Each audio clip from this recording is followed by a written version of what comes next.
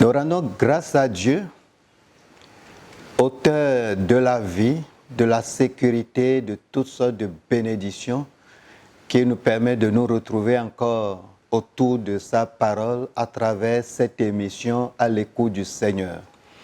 Nous serons à l'écoute de Dieu pour réaliser de grandes choses.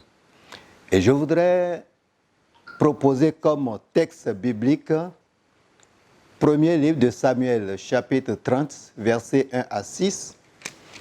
1 Samuel, chapitre 30, versets 1 à 6, nous lisons. Lorsque David arriva le 3e jour à Siglag, avec ses gens, les Amalécites avaient fait une invasion dans le Midi et à Siklag. Il avait détruit et brûlé Siklag, après avoir fait prisonniers les femmes et tous ceux qui s'y trouvaient, petits et grands. Ils n'avaient tué personne, mais ils avaient tout amené et s'étaient remis en route. David et ses gens arrivèrent à la ville et voici, elle était brûlée et leurs femmes, leurs fils et leurs filles étaient amenés captifs.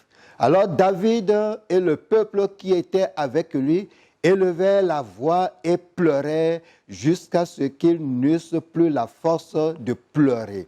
Les 2 femmes de David avaient été amenées, Achinoam de Jizreel et Abigail de Carmel, femme de Nabal. David fut dans une grande angoisse car le peuple parlait de le lapider parce que tous avaient de l'amertume dans l'âme, chacun à cause de ses fils et de ses filles. Mais David reprit courage en s'appuyant sur l'Éternel, son Dieu. Que Dieu bénisse sa parole au nom de Jésus-Christ de Nazareth. Je reprends la dernière partie de ce passage. Il est dit, mais David reprit courage en s'appuyant sur l'Éternel, son Dieu. Alors, l'une des stratégies pour dévancer son ennemi ou prendre de l'ascendance sur son ennemi, c'est de reprendre courage. Reprends courage maintenant même.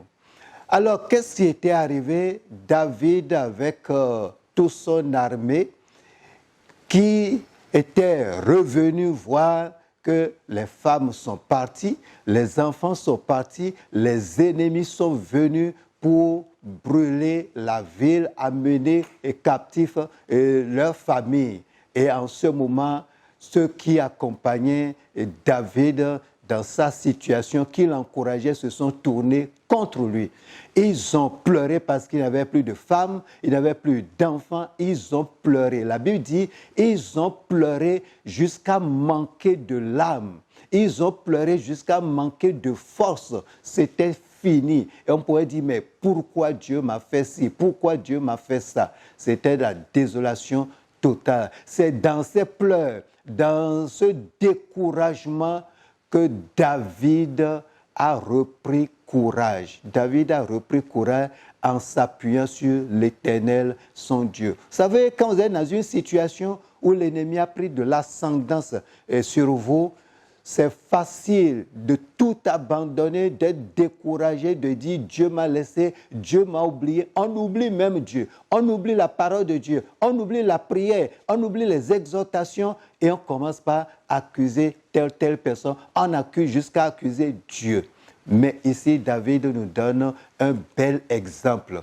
Il a repris courage et s'est appuyé sur l'Éternel, son Dieu. Là où tu te trouves, dans ta maison, dans ta famille, au service, peut-être que l'ennemi a pris de l'ascendance sur toi et la chose a changé négativement. Tu as tout perdu, tu as perdu la famille, tu as perdu tes biens, tu as perdu ton emploi, tu as perdu ton entreprise et tu as dit c'est fini pour moi. Mais je te dis, ce n'est pas encore fini, ce n'est pas terminé. Reprends courage, que le Saint-Esprit te fortifie, que le Saint-Esprit t'encourage. David a repris courage et nous aurons le temps de voir la suite. Parce que quand on s'appuie sur le Seigneur, on n'est jamais déçu. On peut tout rattraper, on peut tout restaurer par la grâce de Dieu. Soyez bénis au nom de Jésus-Christ. Amen.